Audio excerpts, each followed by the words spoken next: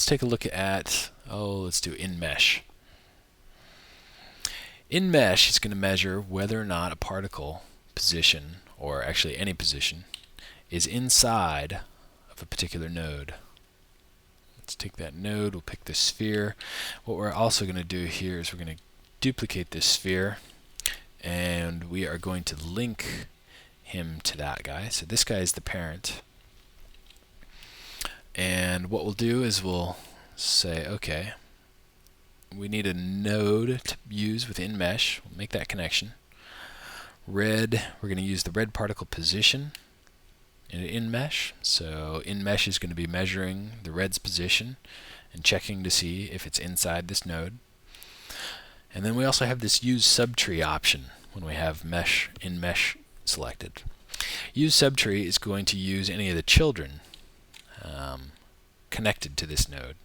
So of course we have a child here, so once this particle is inside either this object, this node, or his children, then it's going to output a true. So we'll go ahead and make that output connection. And let's watch what happens here. Particle position comes in, he enters that first mesh and starts giving birth to these green particles. Now he's outside, no longer gives birth. That particle position is not inside the mesh, so it comes out false. And then he goes back in. He's inside the child mesh, the subtree of this node, and so he's going to start outputting true again because he's inside of it. And then false again once he's out.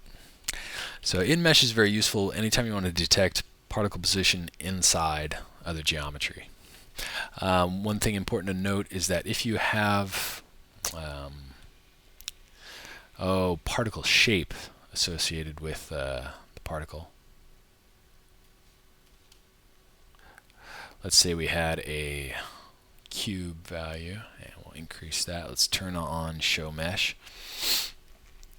What's actually being measured here is not the shape position of all the vertices. It is the particle's position.